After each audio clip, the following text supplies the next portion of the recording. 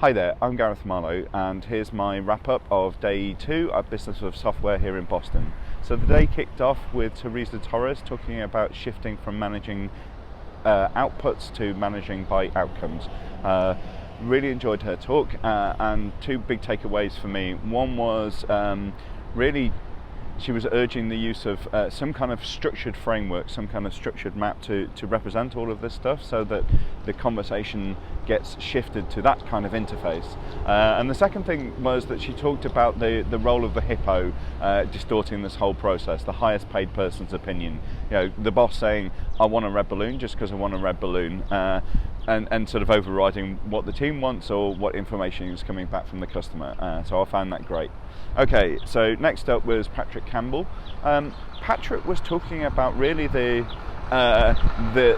need to overcome the knee-jerk reaction to events, to slow down and really try and understand, do we want to respond to the thing that's happening as an organisation at all?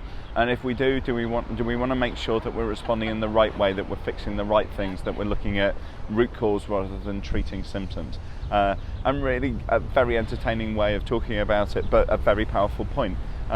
He gives two examples that were sort of very profound, really. So the first was finding himself in a situation where where his company was being trash talked by the competition for things that they had seen, and how he had learned not to just knee-jerk and respond to that with fighting fire with fire. And then the second thing that he did was talking about his response to discovering that his cancer had come back. Sort of very moving and powerful presentation. Okay, so after the break we had Matt Wessing. Matt was talking about predictability, I suppose, in scaling our organisations, and sort of being able to do the crystal ball gazing and seeing how that journey was going to go. Fascinating talk, because he was talking about things I think that don't get talked about very much, which is really the systemic forces that are affecting organisations, those kind of wider shifts that are taking place. And the first example that he gave was talking about the evolution of digital photography over the last 15 years. But he then moved on to talking about funding, and this was sort of mind blown for me when he was talking about this, because essentially he was painting a picture of the true commodification of funding, which was both fascinating and sort of quite exciting. What he was describing was quite exciting, so I took a lot away from his talk. Then we had the lunch break, and then after lunch the speaker who was due to speak after lunch unfortunately wasn't available, so this dude called Gareth stepped in and gave his talk. I wasn't paying attention very much to that bit. Following that talk, there was Manish Gupta spoke about accessibility, and it was sort of really demystifying what it takes to build accessible products.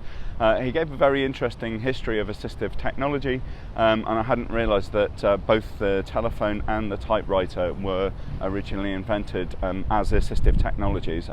But really, he also sort of described how straightforward it was to actually make your products accessible. So well worth checking that one out when the video is available. Okay, after the afternoon break we had Eric and Brian Dosal. They talked about their exit. So they sold their company last year, and they had they actually had the perfect exit from what they'd done. So they described the philosophies behind that, the principles that they were following, and how they pulled it off. So I guess for almost everybody in the room, this was the perfect end to the story, and it was a very, very interesting thing to hear. And then the day finished off with Andy Ellis.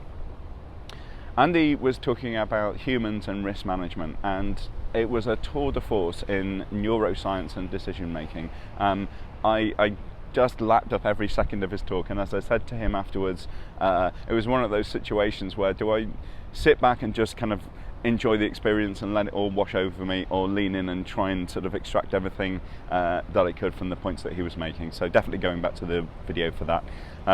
Okay, that's a quick canter through day 2 at Business of Software.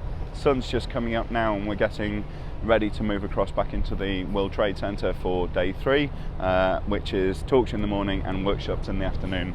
So I'll either hop on later or tomorrow morning with a final wrap up of the whole conference. But that's it for now. I'm Gareth, and I will see you next time.